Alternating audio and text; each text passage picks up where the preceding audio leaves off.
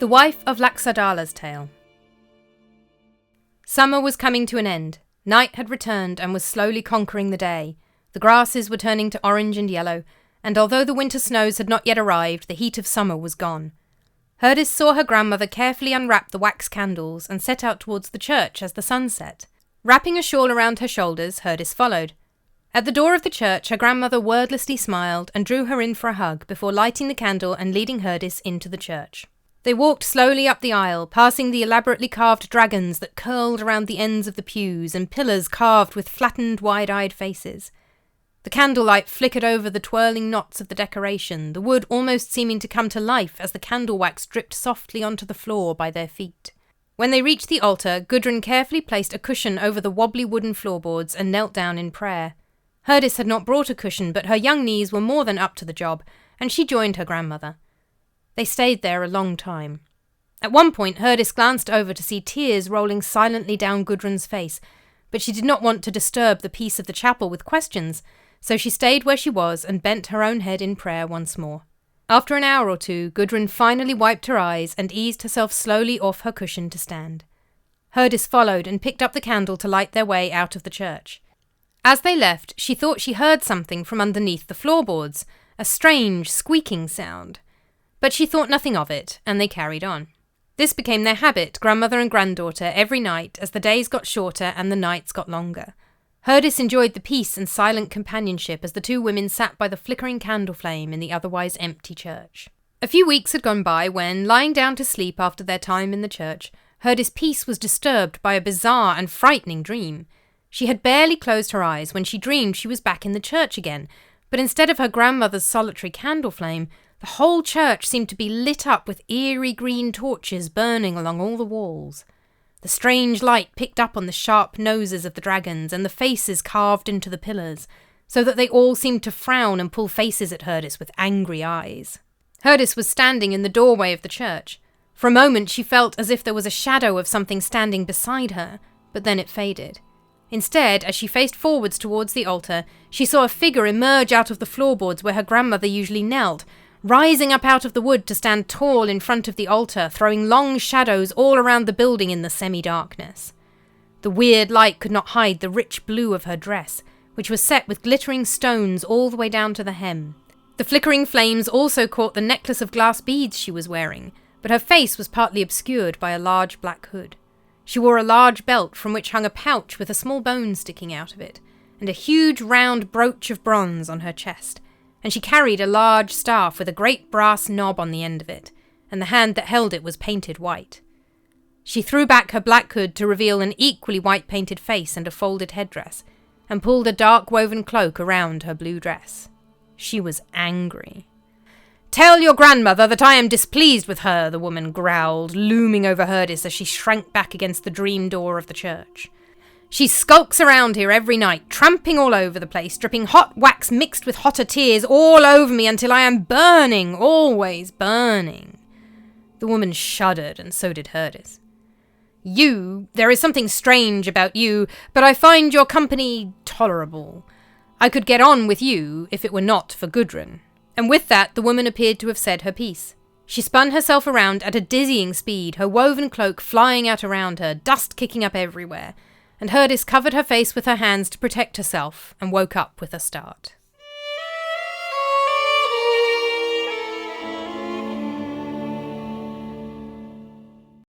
Herdis told her grandmother the dream the next day as they were working the wool together. "What do you think it means?" the girl asked.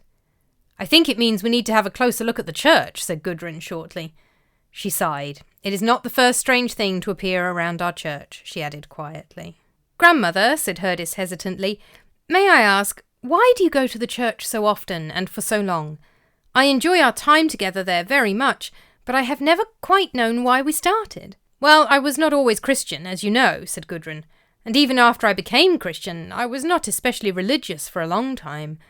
But after 5 fiancés and 4 husbands, and with a guilty conscience as well, I decided I would be best off as a bride of Christ from now on." "So many!" exclaimed Herdis. "I had no idea." "My first husband is not worth talking about," said Gudrun. "My father married me off to him aged 15, and I could not stand him. He was a brute. Once I asked him to bring me a greater treasure than those he had yet given me, and he slapped me. So I made him a shirt with a deep, low-cut neck in a V shape, and then divorced him on the grounds that he wore women's clothes. Herdis giggled, and Gudrun giggled with her. It was cruel of me, really, said Gudrun. Honestly, I would have liked him much better if he had worn women's clothing. And what about your second husband? Asked Herdis. Gudrun's face fell. That is a short but sad story, she said. My second husband, Thord, I found for myself and married for love. He was wise and skilled in law, and I loved him very much. After a little while, his mother came to stay with us because a couple of wizards and sorcerers from the Hebrides, Kotkul and his wife Grima, had been stealing from her using their magic. So Thord took a ship west to collect the rest of his mother's belongings so that she could come and live with us. But before he set off for home again, he went to Kotkul's farm and charged Kotkul and Grima with theft and sorcery, saying he would see them come to trial at the All-Thing. Herdis gasped and dropped the wool, covering her hand with her mouth. Yes, said Gudrun sadly. It was not wise to confront a magician in that way. Kotkul and his sons climbed up to a high platform overlooking the sea and chanted wicked incantations into the wind. A great blizzard blew up and the ship was driven far out westwards beyond the headland. People watching from the shore saw Thord and his men throwing all his mother's possessions overboard, everything but themselves, to try to reduce the weight of the ship. But it was no good. A huge breaker rose up out of nowhere and capsized the ship. Everyone on board was drowned, and the ship was smashed to pieces against the rocks. What happened to the sorcerers, Kotkul and Grima? Asked Herdis.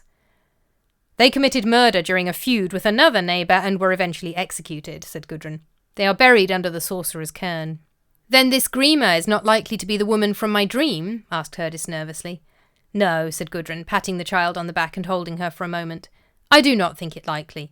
But you are right that the woman you saw was most likely a sorcerer of some kind. She was wearing a sorcerer's robes, from what you say, and carrying a wizard's staff. And what happened to you? Asked Herdis, feeling that there was still a lot more to the story. Gudrun laughed. A great many things, she said. But I will tell you the things I think most relevant to your question. She settled back into working the wool and carried on. I had a little boy not long after Thord was drowned and named him for his dead father. Snorri the priest, he was still Snorri Thorgrimsson back then, took the boy in as a foster son, for it was hard for me to raise him alone. I returned to my father. But I had not lost hope that I would yet find happiness, and over time I became close with Olaf the Peacock's son, Kjartan, Bolli's foster brother and best friend. Bolli, my father! Cried Herdis. Your grandfather, his namesake, said Gudrun. Kjartan and I became very close. Wait, Kjartan? Exclaimed Herdis. Not Bolli? I told you I had a guilty conscience, said Gudrun. Do you want to hear what happened or not? Herdis nodded silently and Gudrun continued her story. Kjartan and I grew very close, she said. His father had misgivings, but our fathers were good friends, and as a widow I was free to make my own choice anyway. And in time it became clear that we would be married. But then one day he came to me and told me that he and Bolli intended to travel abroad. You were in a hurry to make this decision, Kjartan, I told him. I was severely displeased. Don't be angry, said Kjartan. I'll make it up to you in any way you ask. Make sure you mean that, I said, because I'll hold you to it. He said he meant it, so I told him I wanted to go with him. I too would love to see foreign places and the world outside of Iceland. Don't be silly, said Kjartan. You cannot come. Your brothers are young and your father is old. They need you here. You must wait for me while I am away. For 3 years, if my plans go well. You must promise me. I will promise nothing of the sort, I told him. And off they went, the pair of them, sailing off to Norway, where they decided to become Christians at the behest of the Norwegian king, a religion that had not yet made its way to Iceland. And then Kjartan found himself trapped, for the Norwegian king kept him as a hostage and would not let him leave. So when Bolli finally sailed back for Iceland after years away, he sailed without his foster brother. Of course, I asked Bolli how Kjartan was doing and what was happening with him. He is very well, said Bolli, but I doubt we will see him home any time soon. He is the king's man through and through, and he spends much of his time with the king's sister, Ingebjorg, the most beautiful woman in Norway. I believe the king would rather marry Kjartan to Ingebjorg than let him leave, if he has his way. What wonderful news, I said, hot tears building up behind my tired eyes. Was that true? Gasped Herdis. In absolute terms, yes, said Gudrun. But what Bolli did not tell me was that Kjartan did not wish to marry Ingebjorg, and had asked him not to say anything. Herdis was quiet for a moment. She had never known her grandfather, but she had heard many stories of him, and all of them had been stories of bravery and valour. She had not known he had this other side to him, and it was disconcerting to hear him spoken of as less than a hero. I suppose you can see where this story is going, said Gudrun sadly. Bolli asked for my hand in marriage, and though at first I was determined to marry no other man while Kjartan yet lived, there seemed no hope in waiting for a man who might never return, and who was under pressure to marry the Princess of Norway. So I married Bolli. He was brave and accomplished and shapely, too. I felt as if I might as well. And then, sometime later, when Iceland had converted to Christianity and the Norwegian king finally felt no more need to hold hostages, Kjartan returned. So far from taking him from me, Ingebjorg had made me a stunning white headdress embroidered with gold threads as a wedding present. When he found out that I was married to Bolli, Kjartan married the first woman he found, who happened to have tried on the headdress for fun, so he just married her instead. "Were you angry, grandmother?" asked Herdis. "I had no right to be," said Gudrun, "but I was." A feud developed, slowly at first, but building over the months that followed. Kjartan gave his new wife the place of honour at feasts which had formerly belonged to me, and although I see now that I had forfeited it with my marriage to Bolli, at the time I was angry. I stole the headdress from Kjartan's wife because I felt that it belonged to me, because it had been made for me, and although now I see that I was wrong, back then I was so convinced that I was in the right. So Kjartan sent guards to our farm, Bolli's farm, and he blocked all the doors so that we were forced to relieve ourselves inside for days. The whole place stank of human waste, and we felt like the poorest wretches on earth. Then, when we wanted to move elsewhere, he prevented our purchase of new land. "What did you do?" asked Herdis fearfully, for a dark look had come into her grandmother's eyes. "I goaded my brothers and Bolli into murdering him," she said. Herdis dropped the wool and sat stunned. She was not sure what was the most shocking of the things she had heard. "My grandfather murdered his own foster brother?" she said at last. Gudrun sighed. "They were cousins too," she said, as if it mattered. But it did matter. "I would not let them alone until they did it, my brothers and Bolli. Bolli dealt the killing blow and held Kjartan as he died. I was so angry." "Anger is a sin," said Herdis weakly. "Yes, it is," said Gudrun. "My brothers were exiled from Iceland. But Olaf the Peacock, however much he loved his son, also loved his foster son Bolli. He only fined him. We lived in peace for another 3 years until Olaf died. Then Kjartan's mother Thorgerd was able to release her vengeance, and she sent her sons to kill Bolli. No one would prosecute them for avenging their brother. And so Bolli died a few months before your father was born and named for him. And I was not sad."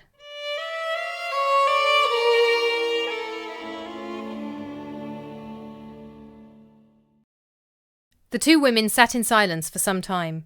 Herdis loved her grandmother very much, but it was hard to look at her in those moments. She had never known her grandfather, and he had certainly not come out well from this story, but she had always thought he was a good man. She was only glad her father had not been alive when any of this was happening. Eventually, she remembered why she had raised any of these old troubles in the first place. "You have told me of 4 fiancés and 3 husbands," she said. "You said 5 fiancés and 4 husbands. Who was the last? What was it that finally drove you to such a Christian life? And you said you had seen something strange at the church before as well." Gudrun shook herself, as if coming back from a long way away. "Snorri the priest arranged my final marriage," she said. "My father was long dead by then, and my sons were men, but both your father and his older brother agreed to it, and I had no objections.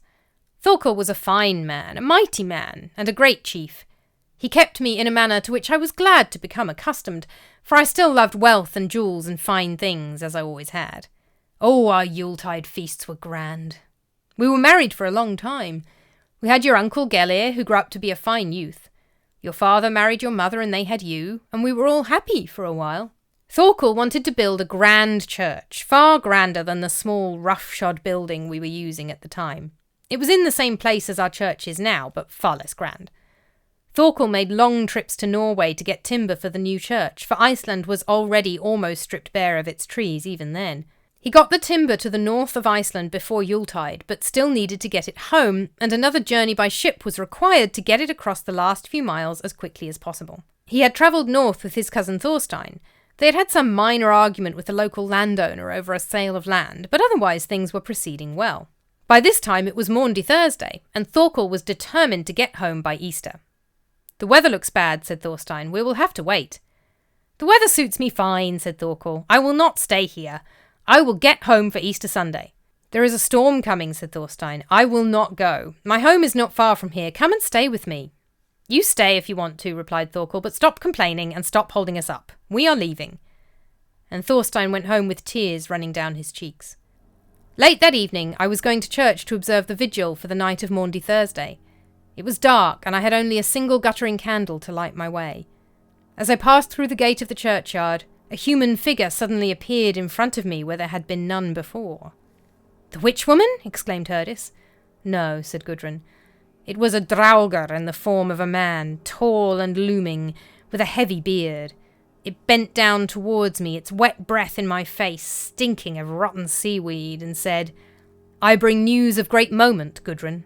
Keep silent, wretch, I snapped, and I shoved my way past it. I had a sinking feeling in my stomach, and I could hardly catch my breath, for I had a good idea what its news was, and I did not want to hear it. But God had other ideas. As I approached the church, I thought Thorkel had come home, for I saw him and all his companions, except for Thorstein, standing in a group around the doors. But when I looked closer, I saw that all of them, to a man, were soaking wet. Salty seawater was dripping off their clothes and running all along the path towards me, and I could smell it on the air. They did not speak, and their gazes were vacant. Thorkel offered me no greeting, no embrace. They simply stood there. I pushed past them into the church, where I knelt at what has become my usual spot, and prayed for a long time. When I was done, I checked all around the church, and then I went home and checked all the halls and our private rooms. Perhaps they were just weary from their journey and were waiting for me by the fire. But there was no one there except Gelir, sleeping peacefully. On Good Friday, I sent men out looking for them, scouring the shore for any sign of them, but I was not hopeful.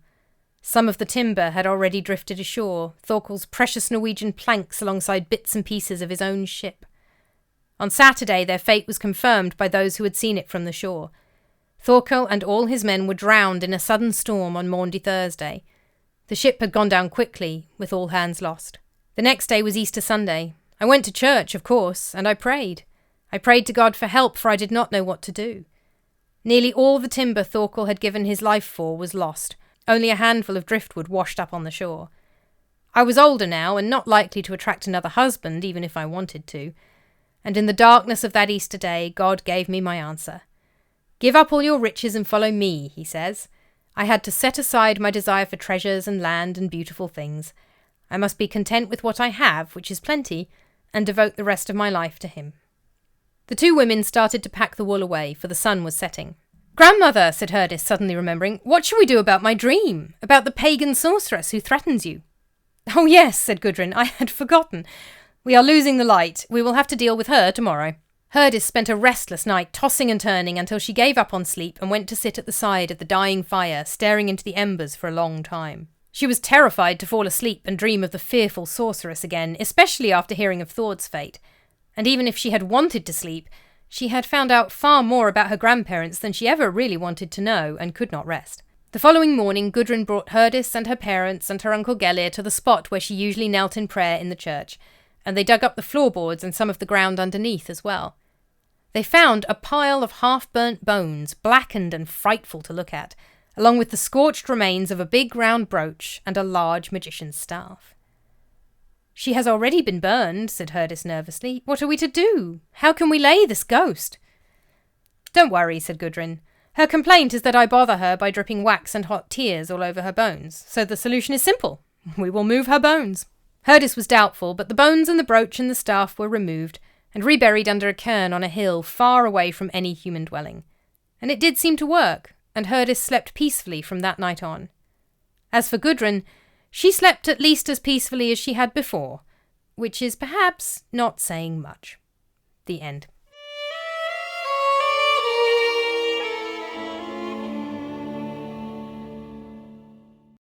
Hello, welcome back to Creepy Classics, the podcast retelling ancient, medieval and early modern ghost stories. I'm Ed Harrisson. I'd been saving this story for Easter, and then I got held up and was a bit late recording it, and as a result, I've actually ended up recording this story on Maundy Thursday. So That's extremely appropriate. Normally I would go to church on Maundy Thursday, but my son is not quite ready for solemn church services just yet. This story has been adapted from Laxdaela Saga, which was written in the 13th century, describing events that took place between the 9th and 11th centuries. It is primarily concerned with kings and courts and romance and love, and it is one of the Islendiga Sögur genre of sagas. These are sagas telling the early history of Iceland, particularly around the time of the conversion to Christianity, which happens officially in the year 1000, and which takes place in this story, kind of halfway through. I've adopted a story from Laxdaela Saga before, the story of Olaf and Kilachrap, and both that and this one are going to be in my next book. So my books are compilations of stories I've told on the podcast. They're short story collections. And I'm aiming for end of April for publication of Creepy Classics Medieval Ghost Stories, which will include this one and the other one from Laxdaela Saga. It's a coincidence that they're both from Laxdaela Saga. I'd actually forgotten that this one was from the same poem I'd already looked at. I literally was hanging on to it because I knew it took place at Easter and I was holding it for Easter. The main character's name is actually Gudrun, and I thought of using a TH, but it usually seems to be anglicised as Gudrun. And I think if I hadn't been thinking about the book and I was only thinking about the podcast, I think I would have just gone with Gudrun because I can just read it myself. So the letter that's in the middle of that name is the one that looks a bit like a D with a line across the top, but is actually an entirely separate letter. I forget the name of it. And it makes a Z sound. And if it was only the podcast I was thinking about, I think I would just have written it out that way because I'm familiar with that letter from Old English, and I would have just said Gudrun. But it does usually seem to be anglicised as Gudrun, and that's possibly a little bit easier to read, and I was thinking of the text version as well, so I went with Gudrun in the end. I set the story toward the end of summer because you need enough darkness for them to be at the church in darkness, or the framing story, the story of Herdis and the sorceress, obviously. Thorkel's ghost appears at Easter. There are only 2 seasons in medieval Iceland that are recognised, which is summer and winter. So winter starts around the beginning of November, around the same time as the Celtic Irish celebration of Samhain. There's quite a lot of contact between Ireland and Scotland and Iceland in this period. Obviously, there were some Scottish characters in that story, Hebridean characters. Hebridean is probably a better description than Scottish, depending where the Scots are between Ireland and Scotland at this point. There's also an Irish character in the saga who I haven't adapted into a story, but there's a lot of contact between, basically, Scotland, Ireland, Iceland, and obviously Norway. And Sweden and Denmark, lots of sailing between them, so there's some cultural similarities. Candles were really rather expensive and made of beeswax or tallow, often imported and more often used by Christians than kind of pre-Christian, because just they're very expensive, but they are quite frequently used in Christian ritual. I looked at a couple of different translations and it wasn't completely clear whether it's tears or candle wax that the witch is complaining is dripping onto her bones. One translation specified tears, the other one just said burning drips. And having done lots of Christian rituals with candles in my life, I immediately thought of candle wax, which would make more sense. So I just went with both in my version and made it candle wax and tears. The white headdress that the Norwegian princess makes for Gudrun and Kjartan's marriage that never happens is in the original. I did not make it white. White with gold thread, ironically, is what my own bridal veil looked like when I got married. Roman veils were yellow, orange or red. So my mum embroidered gold thread into my veil, which was white, as is current British tradition, to kind of be a bit of a nod to the flame colour of ancient Roman veils, and also just because gold thread on white is nice and looks nice. And I hadn't read this at the time. So the fact that the white wedding headdress happens to match my actual literal wedding headdress that I wore for my wedding is pure coincidence. That is actually how it is described in the poem. And yes, it is white. While it is well known that white wedding dresses in Western culture date back particularly to Queen Victoria, that doesn't mean no one ever wore white to get married before. And in fact, Roman brides wore white dresses, stola, just with the flame-coloured, so yellow, orange or red, headdress. So in this case, it is a white headdress that has been made for a wedding. That is not completely just an invention of Queen Victoria. It just wasn't as kind of standard as a tradition before Queen Victoria. Thorkel dies trying to bring wood to build a church. Post churches and then stave churches were built out of wood across... I don't know if Scandinavia doesn't necessarily cover the exact area I'm talking about, so I think it's debated whether it includes Iceland. But across Iceland and Norway and Sweden and Denmark. Wood was a precious material in Iceland. Modern Iceland, has no trees. It did have trees when people first arrived there, but they very quickly used them all up.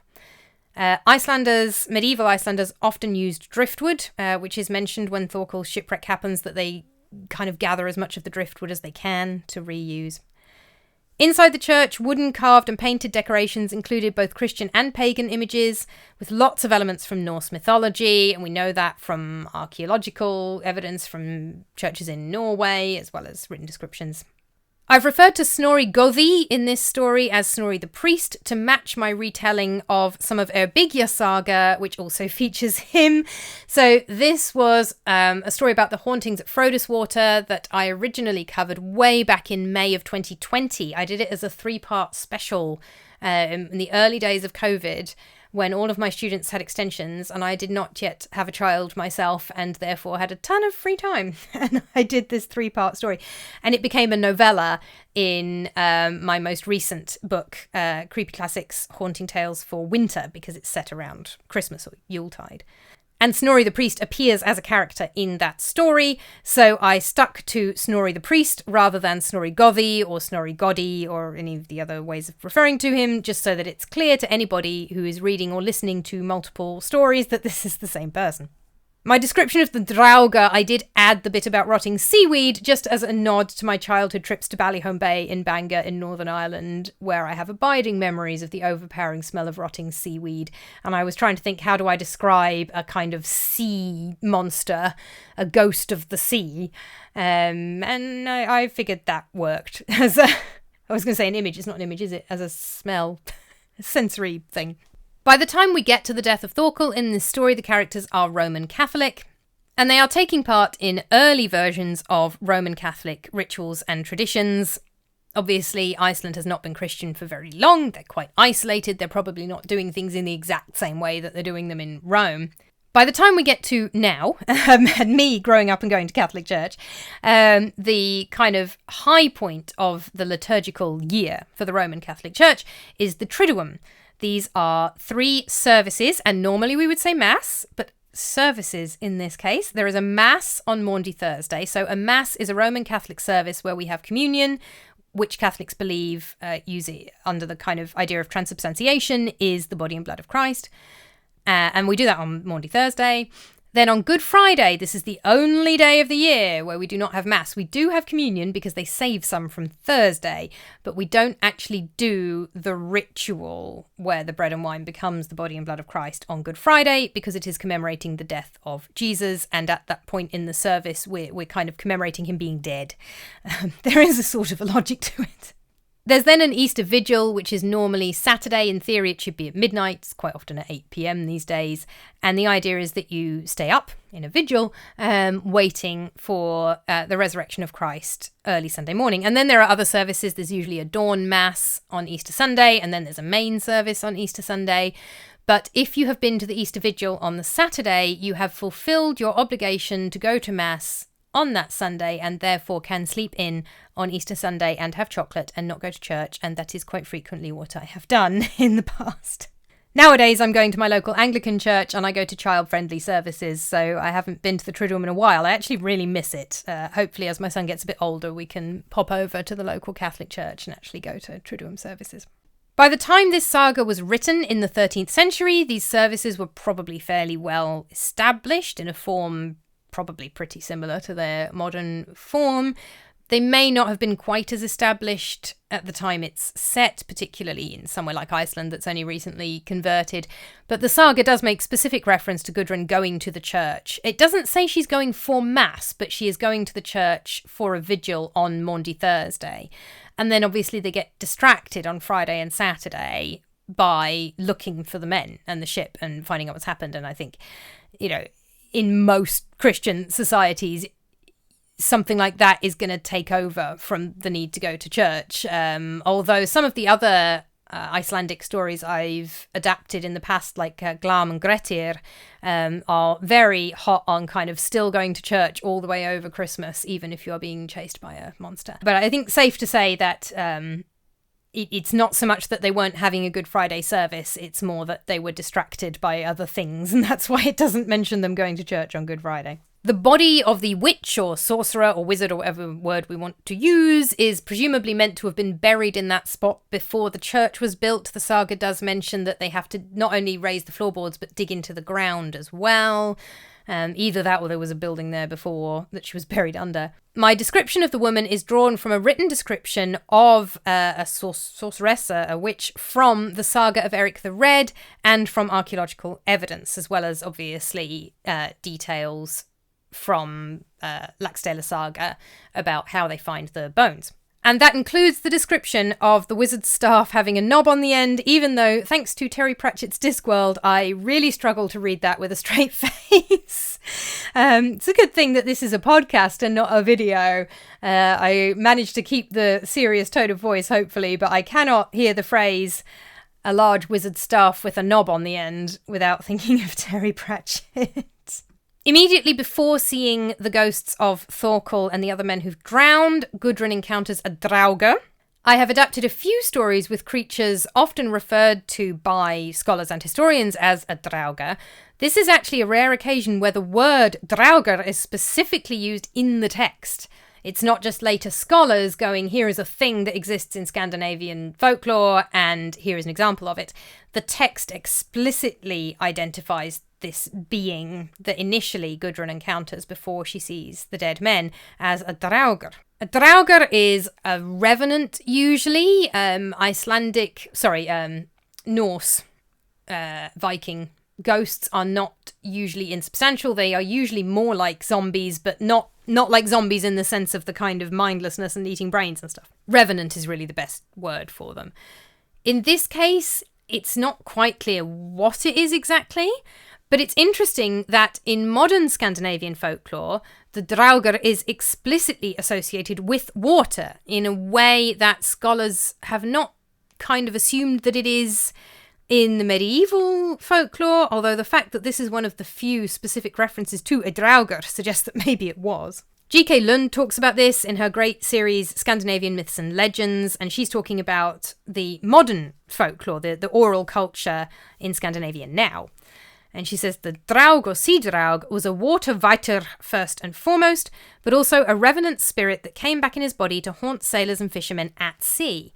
This was a symbolic ghost of a dead seafarer who had drowned at sea and whose body had never been recovered. He had never been buried in consecrated ground, which was crucial in order to find salvation and peace after death. That's common to most kind of Christian folklore about ghosts. But the sea draugr was not a specific person who came back to haunt someone special he had it in for. For the sea draugr, haunting seafarers wasn't personal. It was something this vitur did in general. The myth about the sea draugr became prevalent from the 19th century onward. So there's clearly a long history to this. That's the modern version. But the idea of a draugr or draugr as a symbolic ghost of a dead seafarer whose body has never been recovered, that sounds very much like what Gudrun encounters at the gate. Because it's coming to tell her that Thorkel has drowned and that the men have drowned. It's not Thorkel or the men because they are hanging around by the church door. It's something else. It's a different being. So some kind of symbolic what's the name of the ghost ship? It's in the Pirates of the Caribbean movies. And I can't remember. Davy Jones? Something like that. Something like, anyway, these kind of symbolic kind of figures that represent all those lost at sea. And this figure seems to be something like that. Not the ghost of anybody specific, because he's clearly separate from the actual kind of specific people, and they can't speak, and the draugr can, which is also quite interesting. If you would like to read the original, one of the translations I used was the Penguin Classics version, The Saga of the People of Laxardal and Bolli Bollason's Tale. It took me ages to find that because it's not called Laxdaela Saga in the title. Edited with an introduction by Bergljót S. Krisjánsdóttir and translated by Keneva Kunz. There is also a slightly older English translation available at sagadb.org/Laxdaela Saga. I also used Stephen A. Mitchell, Witchcraft and Magic in the Nordic Middle Ages. I looked at viking.archeurope.com on early medieval churches. Obviously, G.K. Lund's Scandinavian Myths and Legends Volume 3, Ghosts. And if you have access to JSTOR or academic articles, I used an article by Michael F. Reed, Norwegian stave churches and their pagan antecedents from Revue d'Art Canadienne, 1997, Volume 24, Number 2. Thank you so much for listening. Happy Easter if you're listening to this in time for Easter and you celebrate Easter, obviously. If not, just happy Easter for whenever it next comes along. If you are listening to this as it comes out, I'm going to be at EasterCon for the next 4 days, and I'm giving a talk on pre-Victorian ghost stories at 7:30 on the Sunday. That's in Birmingham, UK, over at the NEC. I've got a few book fairs coming up in Birmingham and Cirencester where I'll be selling books, and I've got details of that on my Substack and on YouTube. Do check out my main YouTube channel, Classical JG. I've also, because I am a lunatic, set up a third one, because there's a YouTube channel for this podcast, where I've got a kind of virtual study group for studying Irish and Welsh, because I am determined to learn the Irish and Welsh languages. So I've got a whole nother YouTube channel where I've got kind of just short videos, learn along with me, learning Irish and Welsh, if that's of interest. I'll be back next month, probably with one more Viking story before we move on from Vikings. We'll see. And until then, thank you so much for listening, and I'll see you next time. Creepy Classics was written and performed by Ed Harrisson, music composed and performed by Ed Harrisson, and it was produced by Ed Harrisson.